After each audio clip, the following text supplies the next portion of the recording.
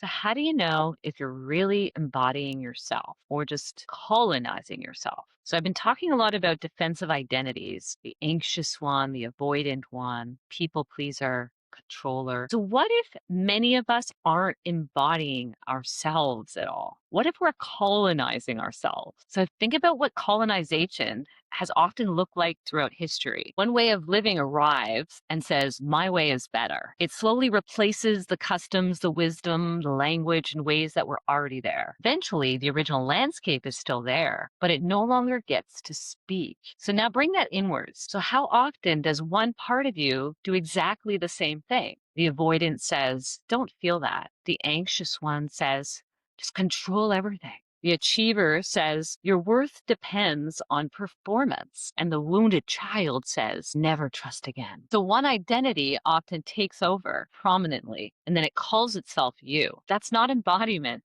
It's occupation. And then comes assimilation. Assimilation says, forget where you came from, become someone else to belong. Erase the very experiences that planted the seeds of your becoming. But here's the irony. The past wasn't only your suffering, it was also your teacher. Every wound, every mistake, every heartbreak, every ancestor, every season left seeds in the soil of your soul. So not every seed was meant to keep growing, and some were meant to become compost. Some were meant to become wisdom. But if you erase the soil altogether, you lose the very ground from which your authentic self can emerge. Real embodiment doesn't erase parts of you nor others. It doesn't pretend your fear never existed. It doesn't paint over your grief with false positivity. It allows you to express emotion that feels real in the moment. And it doesn't steal someone else's wisdom or personality or gifts or path and mistake them for your own. So embodiment is different. So it allows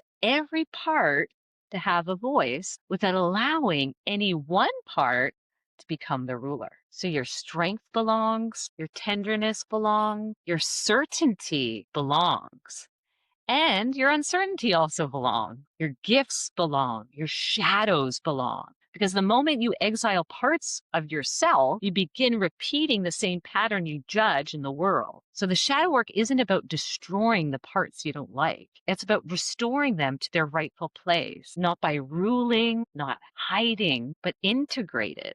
So this is what I call embodied sovereignty. So no part of you becomes the colonizer. So no part of you becomes the colony where others are cast out without recognition. So no part of you has to assimilate by pretending the past never happened. So instead, every experience is honored, every lesson is remembered, and every part finds its rightful place. And from that place, your authentic self doesn't need to conquer, it simply begins to emerge. So if you'd like to experience this work for yourself, I offer private clarity sessions drawing from years of shamanic training, working with universal laws, and the teachings I've received through the Ancient One. If that resonates with you, send me a DM or click the link below to book a session.